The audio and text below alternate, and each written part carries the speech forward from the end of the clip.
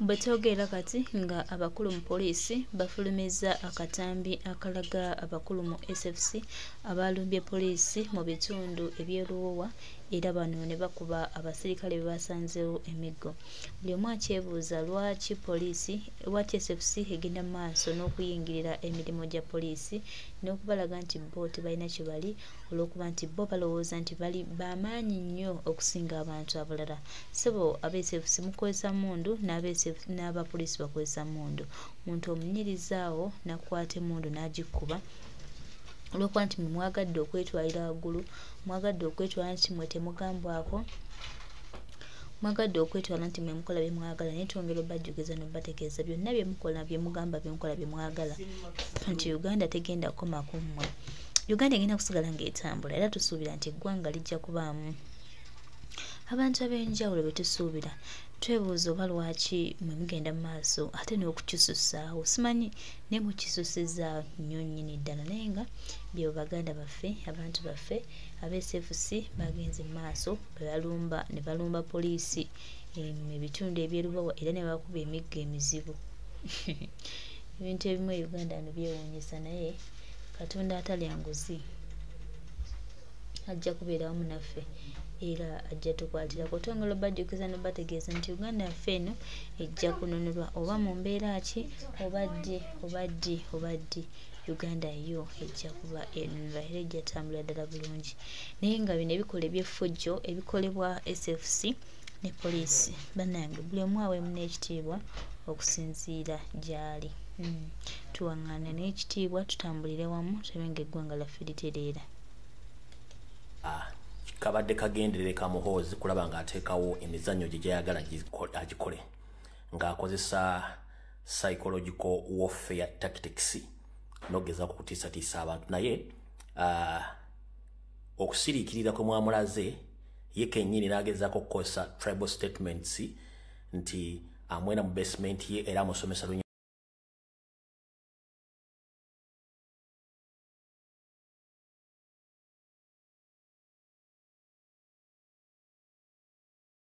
Nyankole. Statement yagikoze ng'ayagala tufune okulwanagana wakati w'amawanga ne bannyabo ne basaba mwenna ngenda basaba mwenna ba comrade aboogera ku mitimbagano bannayuganda mwenna buli omu akatambi kano kanaakusanga ngenda kusaba n'obuwombeefu tokola video yonna ng'olumba Omunyankole yenna nedda. Ekintu kino Abanyankole tebakiriimu size enkola zaabwe era nabo bakivumirira. Omuntu yenna agenda okukola akatambi ng'alumba Abanyankole oba ng'avumirira Abanyankole nti baakotte Eddie Mutwe oba bali emabega w'okutulugunya bannayuganda ekyo kikyamu. Abanyankole bavudde ebbanga ddene nga bayogerera ensonga zino tebali mabega w'ebikolwa bya kutulugunya na kuwamba na kweremeza mu buyinza. Bino bikolwa famire ya Museveni ngeri embira mutabani wagezaako bi expose nga please temukola akatambi konna nga muvumirira oba mulumba eggwanga ly'Abanyankole. Abaganda baffe tubadde nabo ebbanga ddene ekizibu waliwo ababeeteekamu abeeyita Abanyankole nga si Banyankole be bakola ebikolobero ebyo era ne beefuula nti bebbo. Naye ngenda kukusaba togeza n'okola akatambi konna ng'ovuma Omunyankole oba ng'omuyisaamu eggaali. Ekyo si kituufu. Statement Muhoozi gye yakoze, that is a tribal card or tribal statement gye yakoze ng'ayagala tufune okulwanagana wakati w'Abaganda oba Bannayuganda n'Abanyankole. Abanyankole tebakiikirira Muhoozi ne Muhoozi takiikirira Abanyankole. Muhoozi byakola bikola nga ye ne famire ye aba bimutumye bikola. Ekirala ngenda kusaba kulembeze ba National Platform mwenna gye muli mukondembe ng'ekikolwa kya Muhoozi ekyokuwamba abantu n'okutulugunya abantu nga temususse leero kubanga musuka olwaleero. Nina ekindowoozesa nti mu lunaku lwaleero oba enkya nkiddamu olwaleero bunaazibira oba enkya Muhoozi ajja kuba afunye pressure esuula Eddie Mutwe wantu wonna oba muliriizinga nkiddamu. We buzibira olwaleero oba enkya Muhoozi ajja kuba afunye pressure eririizinga oba esuula Eddie Mutwe wantu wonna ye politically kyaba yabaze asikowalinga olw'ensonga yaabala nti bw'akwata Eddie Mutwe ne mutademonstrate nga kuvaayo kijja muwa privilege okutandika okuwamba abantu bonna baliranye president ye kennyini ng'omuntu abenga asikowalinze nti ne bwana baakutte president teri muntu agenda kuvaayo ku demonstratinga oba kwekalakaasa kitegeeza nti abaalaze nti alina amaanyi mangi nnyo era ne bw'anaakola ebikolobero teri agenda kuvaayo kumunenya. Kati ngenda basaba nga tuli byobufuzi bino temugeza ne muwa opportunity yonna Muhoozi n'akabinja ke okuscoringa politically. Bw'obanga oli mukulembeze wa national platform oli wa opposition, nkusaba oveyo ovumirire ebikolwa bya Muhoozi kubanga olwairwa Nuupu oba olwairwa Eddie Mutwe n'abala bakutte bajja kukwata n'abala kubanga kino ekiri atabala kye kiri nasigadde ewaka. Naye nkiddamu nti ekikolobero Muhoozi kye yakoze ku Eddie Mutwe kakodyo ke yakoze nti amukwate balabe ki kye tukola. Bwe tuba tekikoze ajja kukwata n'abala agenda Simeo ng'akutte president era tuleme kuvaayo kwekalakaasa ye political aba akoze eki aba wangudde nga nkuddamu okusirika komutaddewo n'ebiga bimwogedde bigenda muwaliriza okusula Eddie Mutwe eyira olwalira akawungeezi oba enkya ateeka omuta naye ng'ekigenda omumuteesa ye pressure gye mutaddewo ku social media nga temulyombye era temubbye muntu mu yenna. Nyongera obbakubiriza temugeze ne mukola video yonna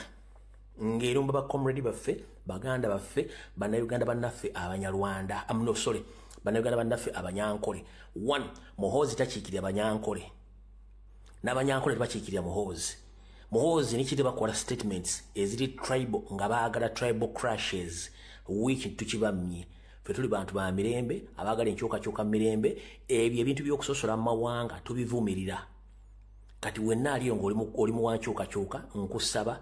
era ng'oli mukulembeze muveeyo mukole statement ezidemanding with immediate effect balirizinge Muhoozi balirizinge Eddie Mutwe ne ba political prisoners kubanga ono Muhoozi agenda kikozesa nga political capital okulozesa abantu ne bw'anaakwata abantu teri agenda kwekalakaasa kuba ye kyayagala era kyapulaninga naye nga mbategeezezza ku kye mwakoze olwaleero oba enkya ayinza okuta Eddie Mutwe bw'anaaba tamutadde kitegeeza nti alina ekirala kyapulaninga naye nga main issue oba aimu ye yakumaliriza nga akutte president kyayagala ne mu statement akyogedde era kino mu bintu byakoze mu meeting yatudde banne bennyini ab'omu family bamuvumiridde okukwata Eddie Mutwe omuli mama we kennyini oba step mother Janet Kembazi yamugambye it's a wrong decision as well Lwaboogo yamugambye it's a wrong decision ne kitawe kennyini omuto Jenosali Musale yamugambye nabalabula dda n'embwana ekyokukola oyo mwana mwakutte waaki is not a politician is just a bodyguard takola nkoko political statement mukwata waaki olw'okuba nti ono muvubuka mutamiivu ate ng'ali mu system ya Sero Bihogo and Educate Bihogo oba Sero Lugaajo and Educate Lugaajo ye buli kimu akikozesa walagi kubanga nabagamba nti omwenge mukudaaze kasita oguteeka mu ttama gw'okuvuga so si gw'okuvuga kati omwana no kintu kyakoze kivumiriddwa mu family olw'ensonga nti abamu bakime kigenda kuleeta obuzibu era ku ground otwogera essaano kebere munsi yonna teri akkiriza kikolwa kye yakoze naye ye akimanyi nti alina powers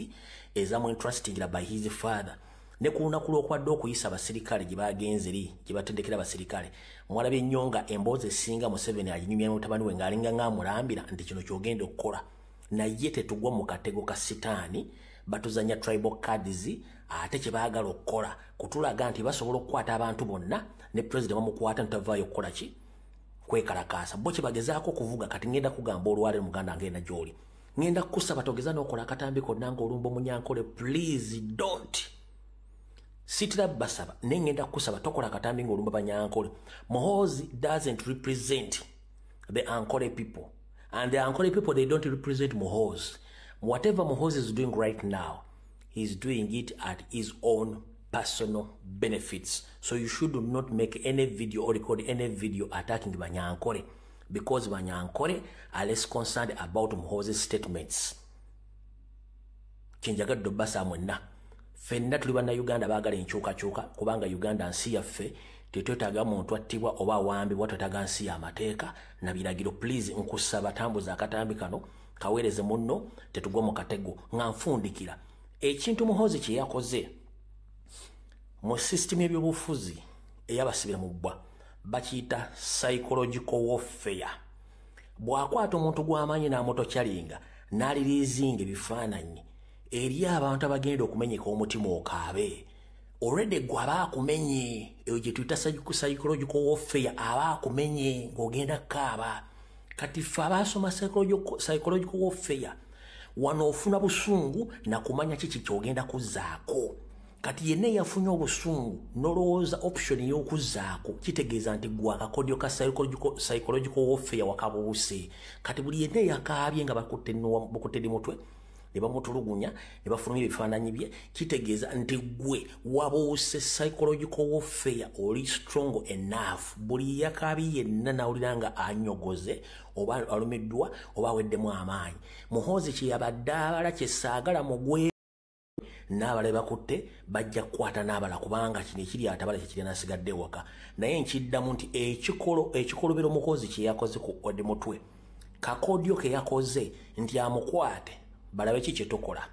bwe tuba tekikoze ajja kukwata n'abala agenda Simeon ng'akutte president era tuleme kuvaayo kwekalakaasa ye political aba akoze eki aba awangudde nga nkuddamu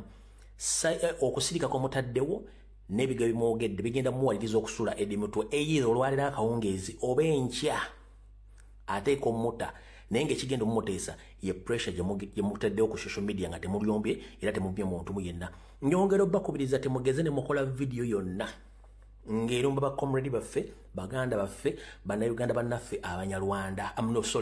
bannayuganda bannaffe abanyankole 1 Muhoozi takiikirira abanyankole n'abanyankole tebakiikirira Muhoozi nikiri bakola statements eziri tribal nga baagala tribal crashes wiki tukibamye ffe tuli bantu ba mirembe abaagala enkyukakyuka mirembe ebyo ebintu by'okusosola mu mawanga tubivumirira kati wenna aliyo ng'oli mu wankyukakyuka nkusaba era ng'oli mukulembeze muveeyo mukole statement ezidemanding with immediate effect balirizinge Muhoozi balirizinge Eddie Mutwe ne ba political prisoners kubanga ono Muhoozi agenda kikozesa nga political capital okulozesa abantu ne bwana akwata abantu agenda kwekalakaasa kuba ye kyayagala era kyapulaninga naye nga mbategeezezza ku kyemwakoze olwaleero oba enkya ayinza okuta Eddie Mutwe bwana batamutadde kitegeeza nti alina ekira kyapulaninga naye nga main issue oba aimu ye yakumaliriza nga akutte president kyayagala ne mu statement akyogedde era kino mu bintu byakoze mu meeting yatudde banne bennyini ab'omu family bamuvumiridde okukwata Eddie Mutwe omuli mama we kennyini oba step mother Janet Kembazi yamugambye it's a wrong decision as well Lwaboogo yamugambye it's a wrong decision ne kitaawe kennyini omuto Jenosalimu Sale yamugambye nabalabula dda n'embwana ekyokukola oyo mwana mwakutte waaki is not a politician is just a bodyguard takola nkoko political statement mukwata waaki olw'okuba nti ono muvubuka mutamiivu ate ng'ali mu system ya Sero Bihogo and Educate Bihogo oba Sero Lugaajo and Educate Lugaajo ye buli kimu akikozesa walagi kubanga nabagamba nti omwenge mukudaaze kasita oguteeka mu ttama gw'okuvuga so si gw'okuvuga kati omwana eno kintu kyakoze kivumiriddwa mu family olw'ensonga nti abamu bakime kigenda kuleeta obuzibu era ku ground otwogera essaano keberi munsi yonna teri akkiriza kikolwa kyeyakoze naye ye akimanyi nti alina powers ezamu interestingira by his father ne ku lunaku lw'okwadde okuyisa abasirikale gye bagenzeri gye batendekera abasirikale mwalabye ennyo nga emboozi esinga Museveni aginyumya mutabani we ng'alinga ng'amulambira nti kino kyogenda okukola naye tetugwa mu katego ka sitaani batuzanya tribal cards ate kye baagala okukola kutulaga nti basobola okukwata abantu bonna ne president bamukwata ntavaayo okukola ki kwekalakaasa bo kye bagezaako okuvuga kati ngenda kugamba olwaleero muganda ngenda gy'oli ngenda kukusaba togeza n'okola akatambi konna ng'olumba omunyankole please don't sitira basaba naye ngenda kukusaba tokola akatambi ng'olumba banyankole Muhoozi doesn't represent the Ankole people and the Ankole people they don't represent Muhoozi. Whatever Muhoozi is doing right now he's doing it at his own personal benefits. So you should not make any video or record any video attacking Banyankole because Banyankole are less concerned about Muhoozi's statements. Kinjagadde basa mwenna. Fenna tuli bannayuganda baagala enkyukakyuka kubanga Uganda nsi yaffe tetwetaaga muntu attibwa oba awambibwa twetaaga nsi y'amateeka na biragiro. Please nkusaba tambuza akatambi kano kaweereze munno tetugwa mu katego nga nfundikira ekintu Muhoozi kye yakoze mu system y'ebyobufuzi eyabasibira mu bbwa bakiyita psychological warfare. Bw'akwata omuntu gw'amaanyi n'amutokyalinga n'alirizinga ebifaananyi eri abantu abagenda okumenyeka omutima okaabe already gwe aba akumenye eyo gye tuyita psychological warfare aba akumenye ng'ogenda kaaba kati ffe abaasoma psychological warfare wano ofuna busungu nakumanya kiki kyogenda kuzzaako kati yenna eyafunye obusungu nolowooza option y'okuzzaako kitegeeza nti gwe akakodyo ka psychological warfare wakabuuse kati buli yenna eyakaabye nga bakutte mutwe ne bamutulugunya ne bafulumya ebifaananyi bye kitegeeza nti gwe wabuuse psychological warfare oli strong enough buli yakaabye yenna nawulira nga anyogoze oba alumiddwa oba aweddemu amaanyi muhoozi kyeyabadde abala kyesaagala mugwemu mubeere bagezi nnyo luno olutalo lw'ebyobufuzi lunene nnyo kati mwenna buli omanyi ti wakaabye wakaabye bukaabi ng'oli okutusa omutima nti omutima gumenyese kitegeeza muhoozi yakuwangudde